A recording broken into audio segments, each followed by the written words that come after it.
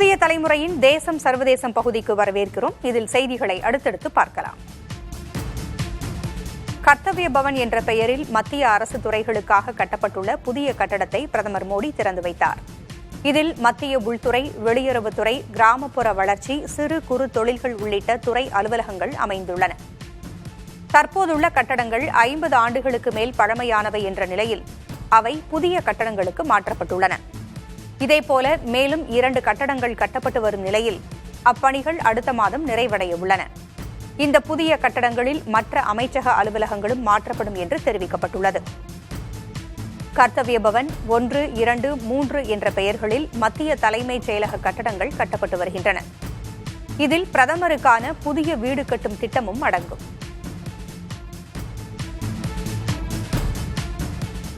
அமெரிக்க அதிபர் டிரம்பின் மிரட்டல்களுக்கு பிரதமர் மோடி பதிலடி கொடுக்காததற்கு அதானி தொடர்பாக அமெரிக்காவில் நடந்து வரும் விசாரணையே காரணம் என ராகுல் காந்தி தெரிவித்துள்ளார்.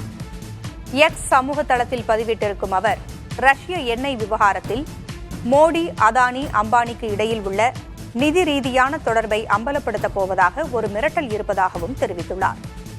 இதன் காரணமாகவே மோடியின் கைகள் கட்டப்பட்டிருப்பதாகவும் ராகுல் காந்தி கூறினார்.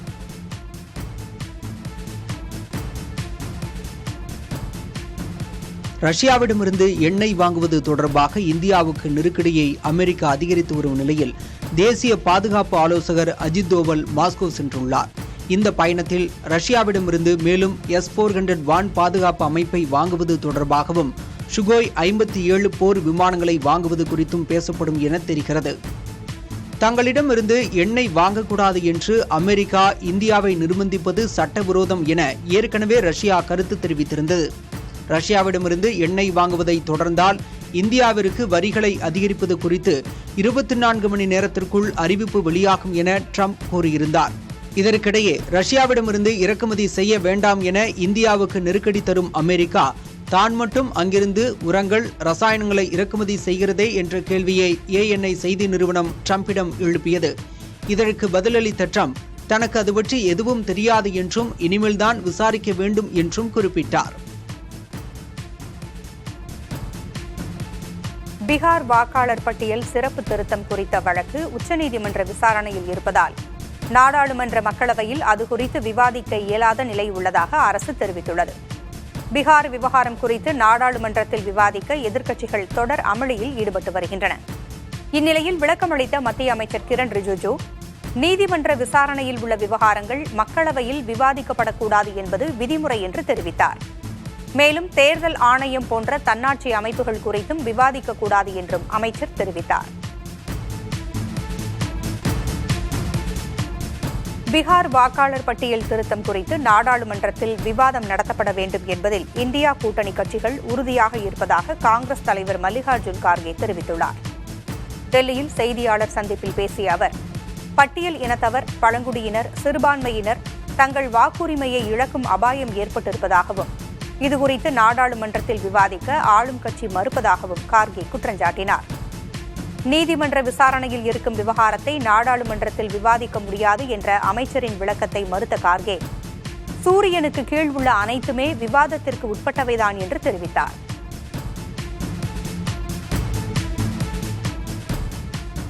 உத்தரகாசியில் ஏற்பட்ட மேக வெடிப்பு பாதிப்புகளை முதல்வர் புஷ்கர் சிங் தாமி வான்வழியாக பார்வையிட்டார்.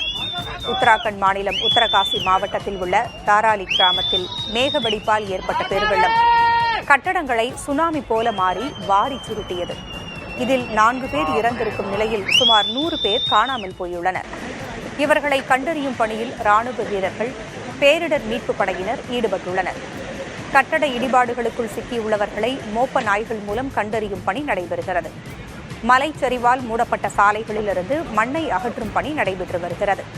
வெள்ள பாதிப்புகள் மற்றும் மீட்பு பணிகளை முதலமைச்சர் புஷ்கர் சிங் தாமி ஹெலிகாப்டர் மூலம் பார்வையிட்டார். இதன்பின் பேசிய அவர், 130 பேர் பாதிக்கப்பட்ட பகுதிகளிலிருந்து மீட்கப்பட்டிருப்பதாக தெரிவித்தார். வெள்ளம் மற்றும் மலைச்சரிவால் சாலைகள் துண்டிக்கப்பட்டுள்ளதாகவும் இதனால் மீட்பு பணிகள் சவாலாக உள்ளதாகவும் கூறினார்.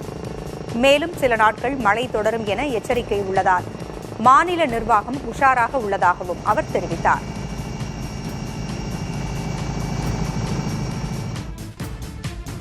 உத்தராகண்டில் மேக வெடிப்பு பெரும் சோகத்தை ஏற்படுத்தியுள்ள நிலையில் அருகில் உள்ள மாநிலங்களிலும் மழை பாதிப்புகள் கடுமையாக உள்ளன. உத்தரப்பிரதேச மாநிலம் அயோத்தியில் ஓடும் சரையு ஆற்றில் வெள்ளம் அபாய அளவை தாண்டி சென்று கொண்டுள்ளது. நீர்வரத்து தொடர்ந்து அதிகரித்து வரும் நிலையில் மக்கள் பாதுகாப்பான பகுதிகளுக்கு மாற்றப்பட்டு வருகின்றனர். பிரயாக்ராஜ் மற்றும் வாரணாசியிலும் கங்கையில் வெள்ளம் பெருக்கெடுத்து ஓடுகிறது. பல்லாயிரக்கணக்கான வீடுகளை வெள்ளம் சூழ்ந்திருப்பதால் மக்கள் அவதிப்படும் நிலை உள்ளது. ஹிமாச்சல பிரதேச மாநிலத்தில் தொடர் மழை காரணமாக இயல்பு வாழ்க்கை பாதிக்கப்பட்டுள்ளது. சில பகுதிகளில் பள்ளிகளுக்கும் கல்லூரிகளுக்கும் விடுமுறை அளிக்கப்பட்டுள்ளது. வெள்ளத்தில் சிக்கியவர்களை தேசிய மற்றும் மாநில பேரிடர் மீட்புப் படையினர் ரப்பர் படகுகள் மூலம் மீட்டு வருகின்றனர். பீகார் மாநில தலைநகர் பாட்னாவில் சாலைகளில் வெள்ளம் தேங்கியதால் ஆறுகள் போல் மாறியுள்ளன. இங்குள்ள கங்கை மற்றும் சோன் ஆறுகள் கரை புரண்டு ஓடுகின்றன.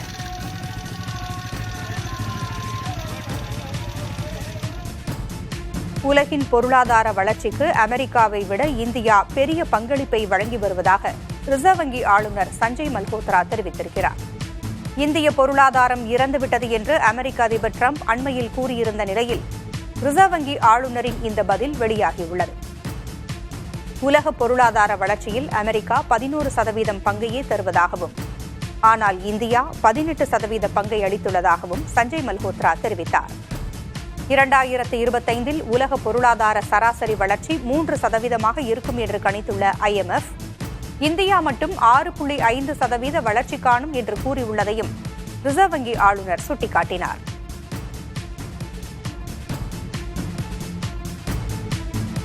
பீகாரில் அமெரிக்க அதிபர் டொனால்டு டிரம்ப் பெயரில் வசிப்பிடச் சான்றிதழ் கேட்டு ஆன்லைன் விண்ணப்பம் சமர்ப்பிக்கப்பட்டுள்ளது. இந்த விண்ணப்பம் நிராகரிக்கப்பட்டு மோசடி செய்தவர் மீது வழக்கு பதிவு செய்யப்பட்டுள்ளது. பீகாரில் இதுபோன்று வினோதமான பெயர்களில் போலி ஆவணங்கள் மூலம் வசிப்பிடச் சான்றிதழுக்கு விண்ணப்பிக்கப்படுவது தொடர்கதையாகியுள்ளது. சில வாரங்களுக்கு முன்பு நாய் பாபு என்ற பெயரில் ஒரு நாய்க்கு வசிப்பிடச் சான்றிதழ் அளிக்கப்பட்டது சர்ச்சையானது. அதைத் தொடர்ந்து சாம்சங், சோனாலிகா டிராக்டர் போன்ற பெயர்களிலான வசிப்பிடச் சான்றிதழ் விண்ணப்பங்கள் நிராகரிக்கப்பட்டன.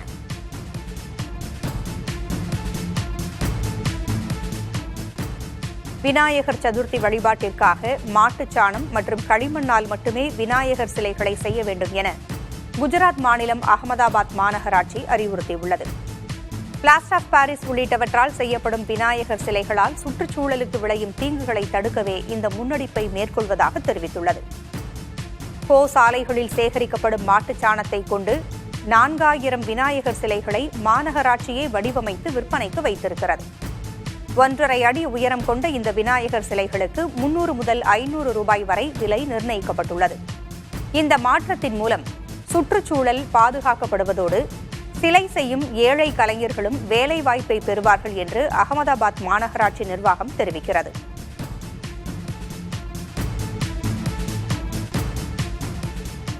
உலகின் முதல் அணுகுண்டு ஜப்பானின் ஹிரோஷிமாவில் வீசப்பட்டு இன்றோடு 80 ஆண்டுகள் நிறைவடைகின்றன. மனித குலம் எதிர்கொண்ட மிக மோசமான பேரழிவை நினைவு கூறும் வகையில் இந்திய நாடாளுமன்றத்தில் 2 நிமிட மௌன அஞ்சலி செலுத்தப்பட்டது. இரு அவைகளிலும் அலுவல்கள் தொடங்கும் முன்பு இந்த மௌன அஞ்சலி செலுத்தப்பட்டது. 1945 ஆண்டு ஆகஸ்ட் 6ஆம் தேதி அமெரிக்கா வீசிய அணுகுண்டால் 1,40,000 பேர் இறந்தனர். இன்னும் பலர் கதிரியக்க பாதிப்புகளால் அவதிப்பட்டு வருகின்றனர்.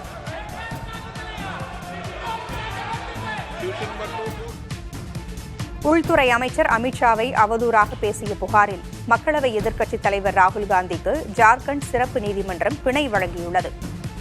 2018ஆம் ஆண்டு ஜார்க்கண்ட் மாநிலம் சாய்பாசாவில் கூட்டம் ஒன்றில் பேசிய ராகுல் காந்தி அமித்ஷாவை அவமதிக்கும் வகையில் பேசியதாக பிரதாப் குமார் என்பவர் வழக்கு தொடுத்தார். இவ்வழக்கில் ராகுல் காந்தி அளித்த ஜாமீன் மனுவை MP, MLA-க்களுக்கான நீதிமன்றம் ஏற்றுக்கொண்டு அவரை விடுவித்தது.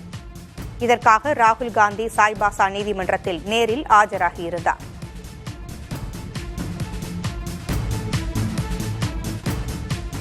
குஜராத்தின் கட்ச் பகுதியில் 9500 ஆண்டுகளுக்கு முன் மனிதர்கள் வாழ்ந்ததற்கான ஆதாரங்கள் கிடைத்திருப்பதாக தொல்லியல் அறிஞர்கள் தெரிவித்துள்ளனர். IIT கான்பூர், IIT காந்திநகர் உள்ளிட்ட அமைப்புகள் நடத்திய அகழாய்வில் உடைந்த சில பானை ஓடுகள் கிடைத்ததாகவும், இதை ஆய்வு செய்ததில் 9000 முதல் 9500 ஆண்டுகளுக்கு முற்பட்டதாக இவை இருக்கலாம் என்றும் தெரியவந்ததாகவும் ஆய்வுக்குழுவினர் தெரிவித்தனர். இது ஹரப்பா பகுதியில் வாழ்ந்த மக்களை விட இங்கு வாழ்ந்தவர்களின் காலம் பழமையானது என்றும் அவர்கள் கூறினர்.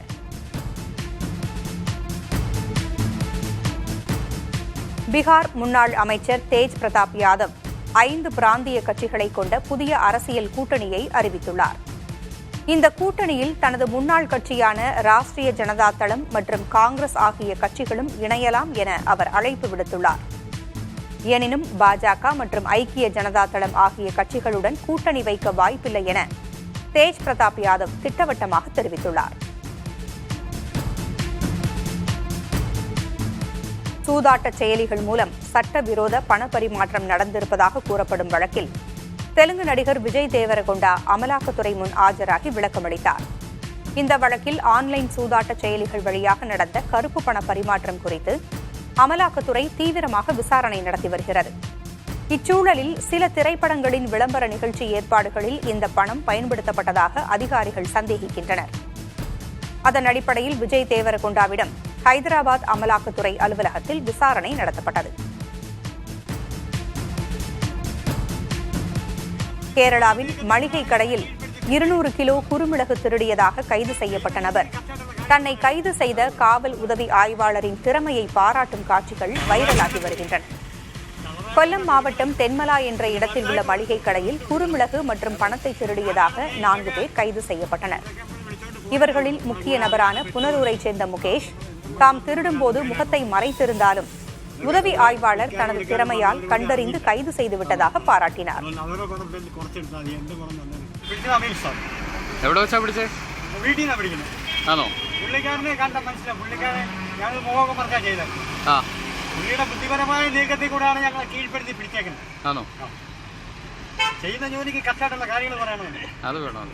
இந்தியா போன்ற வலுவான நட்பு நாடுகளுடனான உறவை முறித்துக் கொள்ளக்கூடாது என இந்திய வம்சாவளியைச் சேர்ந்தவரும் தெற்கு கரோலினா மாகாணத்தின் முன்னாள் கவர்னருமான நிக்கி ஹாலே அமெரிக்க அதிபர் டொனால்டு டிரம்பிற்கு அறிவுறுத்தியுள்ளார்.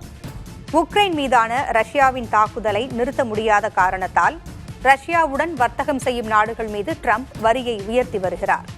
இதற்கு இந்தியா எதிர்ப்பு தெரிவித்துள்ளது. இந்நிலையில் ரஷ்யாவிடம் கச்சா எண்ணெய் வாங்கும் சீனாவிற்கு விலக்களித்து இந்தியாவுடனான உறவை முறித்துக் கொள்ளாதீர்கள் என்று நிக்கி ஹாலே அறிவுறுத்தியுள்ளார்.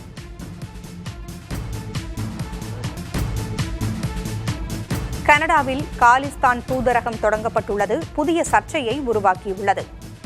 சரை பகுதியில் உள்ள சீக்கிய குருத்வாராவில் இந்த தூதரகம் தொடங்கப்பட்டுள்ளது. இந்த குருத்வாராவில்தான் காலிஸ்தான் பிரிவினைவாத இயக்கத் தலைவர் ஹர்தீப் சிங் நிஜார் கொல்லப்பட்டார். இந்த தூதரகம் கட்டுவதற்கு கனடா அரசும் உதவியதாக தகவல் உள்ளது. கனடாவில் ஆட்சி மாற்றம் ஏற்பட்ட பிறகு இந்தியாவுடனான உறவுகள் மேம்பட்டு வந்த நிலையில் இத்தகவல் வெளியாகியுள்ளது. இந்தியாவில் உள்ள பஞ்சாப் மாநிலத்தை காலிஸ்தான் என்ற பெயரில் தனி நாடாக்க வேண்டும் என பிரிவினைவாதிகள் கோரி வருகின்றனர்.